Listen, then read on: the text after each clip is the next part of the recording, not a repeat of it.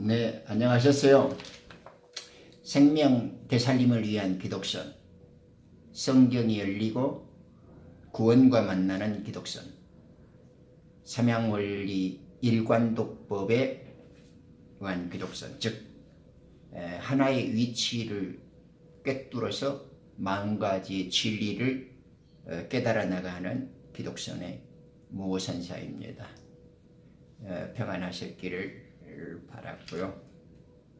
오늘은 너무나도 유명한 말씀, 수장자 요한과 우리 예수님이 첫 번째의 일성 생각나시죠? 마태복음 3장 2절에 나온 회개하라, 천국이 가까이 왔다라는 말씀. 회개와 왕국, 이 주제로 오늘은 두 번에 걸쳐서 생각해 보고자 합니다. 물론 회개라는 것을 제대로 설명하려고 하면 많은 시간이 투입되어져야 하고, 이 왕국의 비밀을 밝히는 것이 기독선이기 때문에 굉장히 풍부하고 많은 의미들과 신비들을 내포한 단어지요. 왕국을 이해한다는 것 그 자체가 벌써 이미 성경을 다 알고 있는 것과 마찬가지니까요. 그렇지만 오늘 수장자 요한이, 저는 침례라는 말을 하지 않습니다.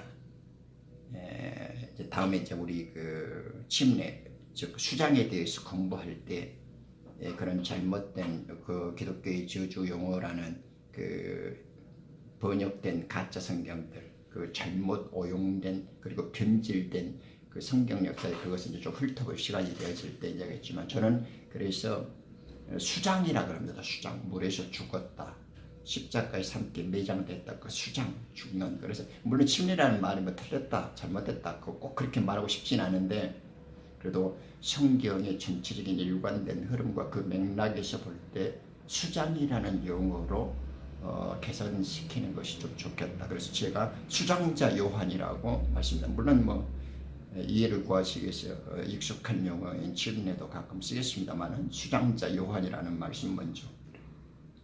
수장자 요한이 이제 제일 첫 번째 터뜨리는 말이지 않습니까? 회개하라. 예수님께서도 똑같이 말씀한다고요. 마태복음 3장 2절뿐만 아니라 마가복음 1장 그 15절에도 나옵니다.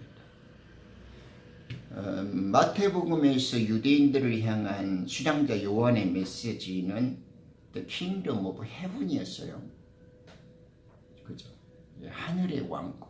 이게 물리적이고 가시적으로 이루어지는 이스라엘 민족을 향한 왕국을 이야기했고, 이제 예수님께서는 같은 왕국을 이야기했지만은 이방인들을 포함한 킹덤 오브 갓, 이렇게 하나님의 왕국을 이제 설명하셨죠. 좀 이렇게 폭넓게. 물론 이제 다음에 한국에서는 이렇게 뭐 천국이라는 애매모호한 번역 때문에 올바른 의미를 나누지 않아요. 이렇게 헤블리 킹덤이라든가 이렇게 킹덤 오브 헤븐, 또 킹덤 오브 갓, 이렇게 하늘 왕국, 하늘의 왕국, 또 하나님의 왕국을 이렇게 천국이라는 애매모호한 말로 해가지고 우리들의 영적 그 수준이나 의식이 자라지 않도록 이렇게 웃기게 만들어 놨는데, 이제 그렇다 좀 치고 오늘은 회개하라, 명령입니다. 회개하라, 리펜트, 명령이에요. 때가 찼기 때문에, 그리고 주님이 심판주로 오셨기 때문에 십자가 사건과 함께 이제 죽음과 지옥이 이제 분별되어져서 이제 그것을 듣고 판단하고 그것을 이제 따르느냐 거절하느냐에서 이제 우리들 삶이 이제 갈라지는 거죠. 그래서 이제 회개를 명령과 함께 첫 말씀으로 터뜨리는 겁니다. 처음은 무척 중요하지 않습니까?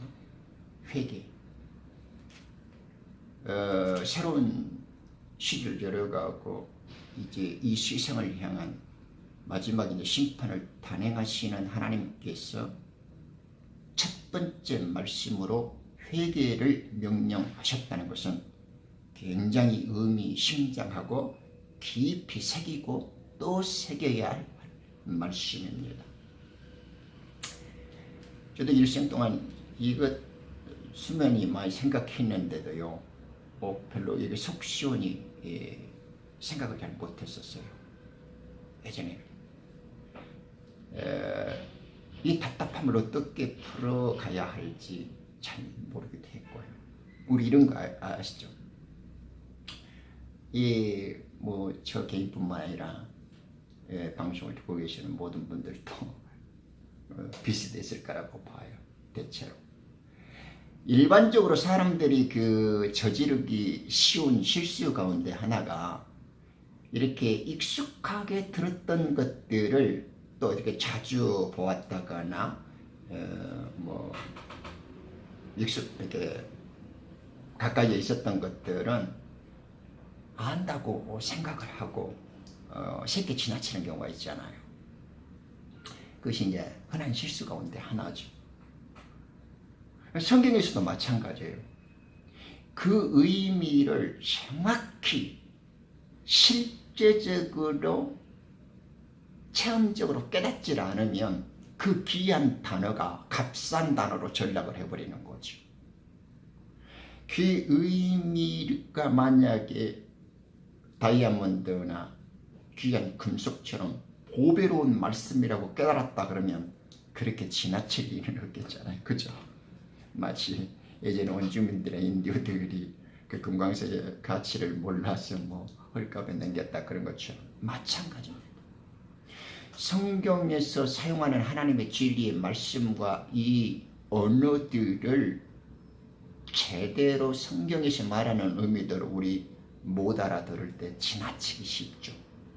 그리고 계속 소리끌로 단어로 익숙하게 들었으니까 마치 그것을 아는 것처럼 착각하기 쉽단 말입니다. 예를 들어 볼까요? 우리 이런 말이죠. 이제 여기 뜬금없어. 그죠?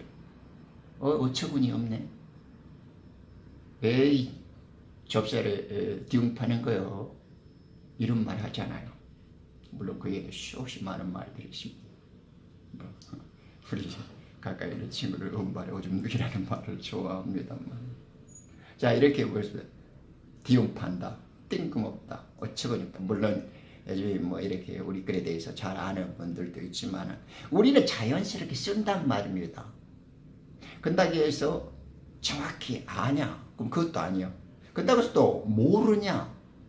또 그것도 아니에요.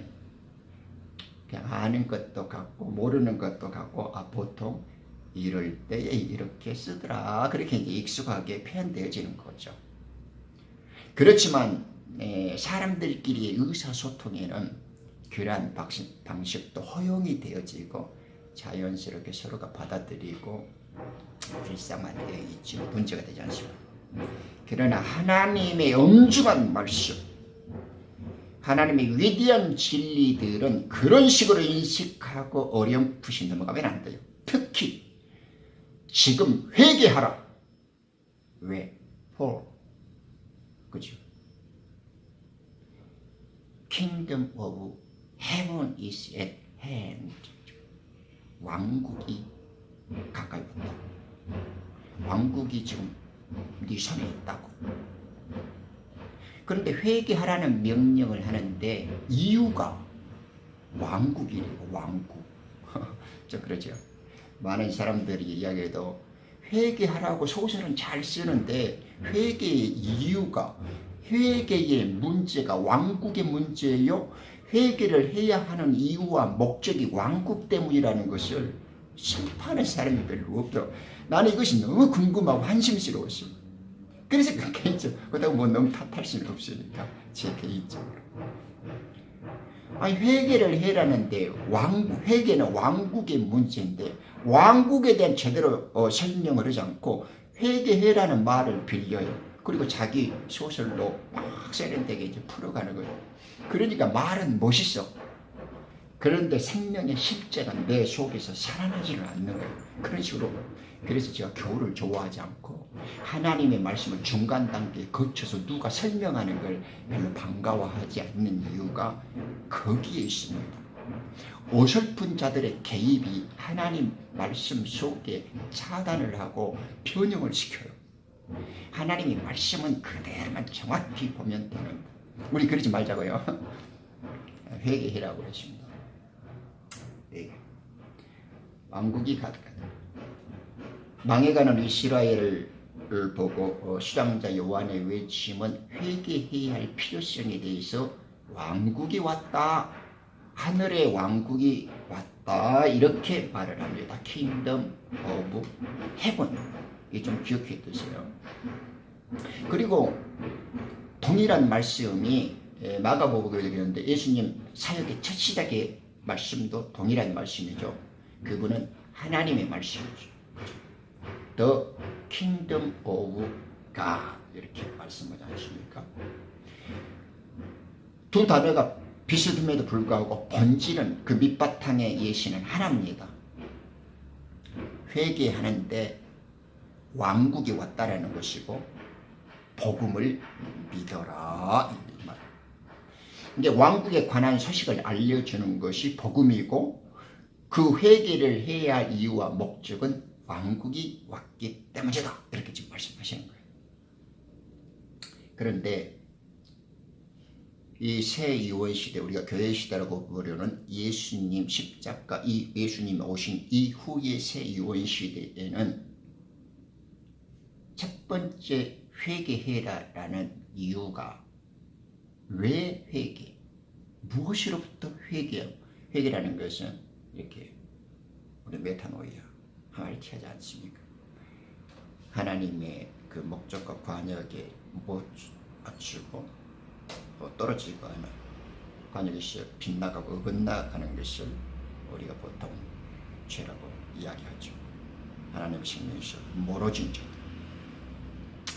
이 하나님의 뜻을 거스리고 거역했고 못 미쳐서 떨어졌다라는 삶이 우리는 하나님을 떠났다, 죽었다 이렇게 지금 말하는 거죠.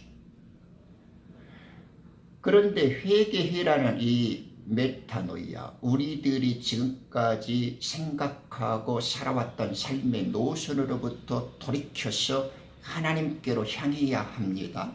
그것을 지금 회개라는 말이 담고 있잖아요.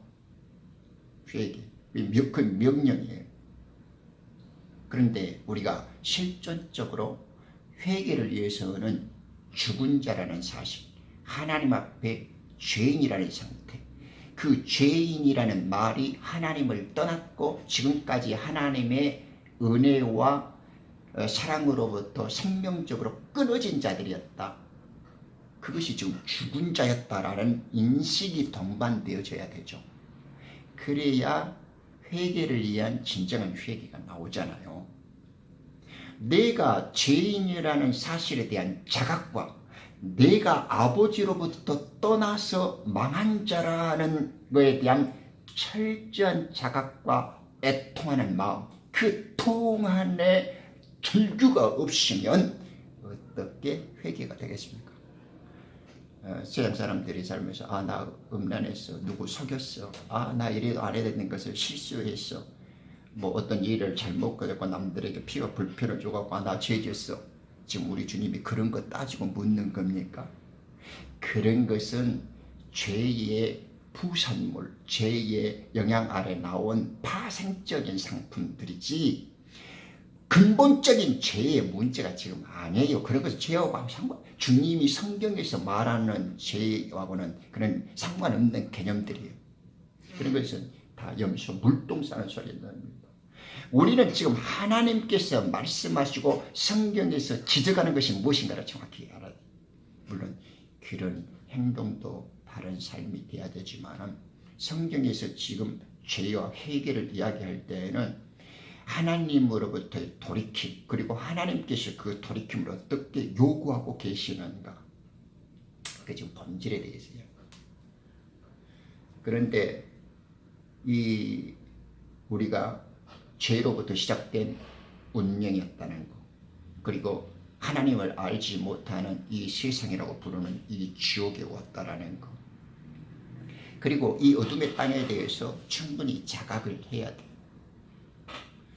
회개하라는 말씀의 그 바탕에는 우리가 하나님을 떠난 자요, 죽은 자요, 버림당한 자요, 죄로 인해서 심판을 당해서 이 땅 어둠으로, 이 지옥으로 추방당한 자들이라는 사실이 전제가 되어져야 한단 말입니다. 그래서 이 어둠에서 죄의 종이 되고 마귀의 포로가 되었던 세월에 대한 철저한 자각과 십절에 대한 인식이 동반되어져야 돼. 그것을 이제 회개하라는 거죠. 그런데 이제 우리가 이제 기독교를 통해서 이제 이 비밀들을 많이 열어가기 시작합니다만은 이제 흔히 잘 알다시피 이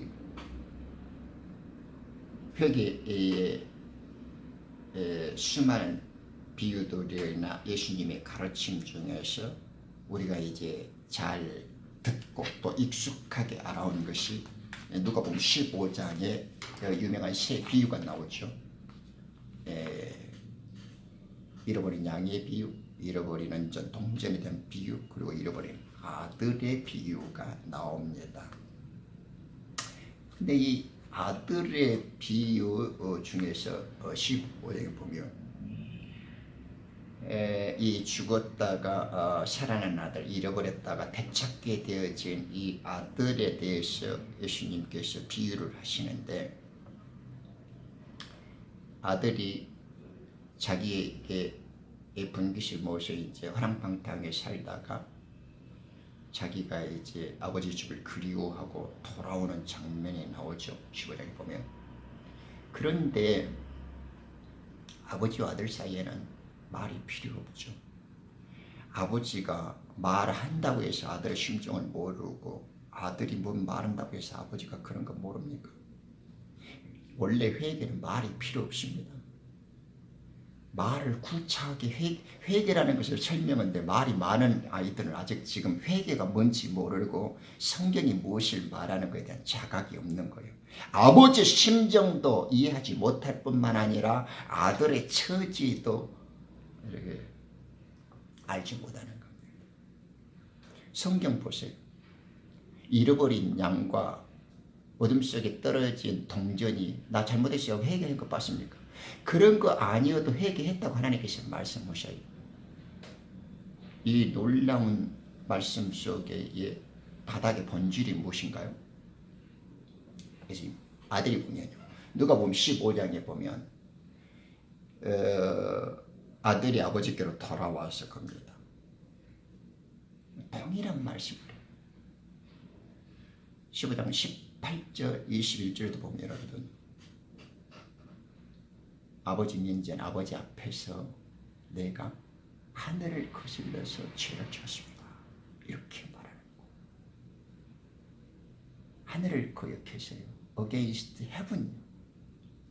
우리가 지금 회개를 해야 하는 이유가 왕국 때문이죠. 하늘 왕국요. 하늘 왕국.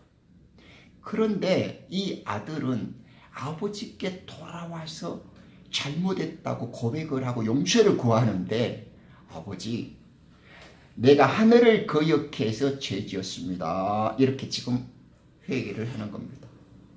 그런데 거기에 대해서 아버지는 반응을 하지 않으세요. 그런데 18절의 이야기를 하고 아버지는 아들은 아버지, 제가 하늘을 거역해서 죄지었습니다. 이러니까 아버지는 데리고 없고 달려가서 부둥 껴안고 입을 맞춰요. 그리고 이제 21절에 또 아들이 거듭해서 말해, 아버지, 제가 아버지 면전에서 하늘을 거슬려서 죄를 지었습니다. 또 이야기를 해. 아버지는 또 대꾸를 안 해. 근데 아들은 거듭해서 하늘을 거역해서 죄졌습니다.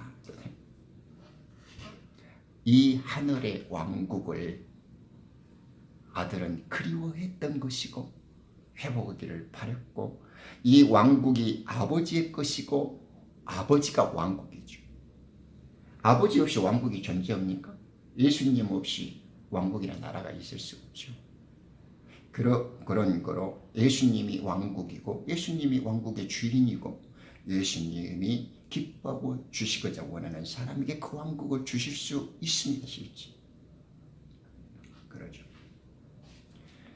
그래서 우리가 회개할 때에 잃어버린 아들이 아버지께로 돌아온 아버지께로의 돌이킴과 아버지로 돌아간다라는 그 말 속에 아버지에게 속한 왕국, 아버지 자신이시면서 아버지로부터 나온 것이고 아버지에게 속한 것이고 아버지로부터 비롯된 모든 것들이 하늘의 왕국이라는 의미 속에 들어있는 것입니다.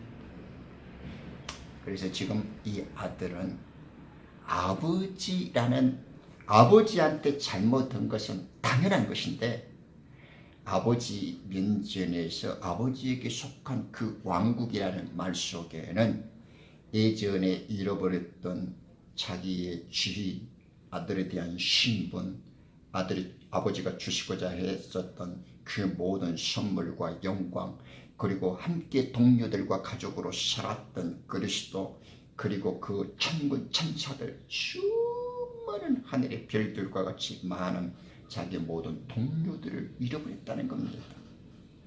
그래서 왕국이라는 이 소중한 단어 속에는 아버지와 아버지에게 속한 모든 가족과 고향에 대한 그 풍부함, 아들의 표현으로 보면 좋은 장신구, 옷, 의복, 그 맛있고 좋은, 몸에 좋은 것들, 먹거리, 살만한 환경, 우리들이 돌아갈 그 맨션, 좋은 대저택들, 이 모든 것들이 속해 있는 하늘.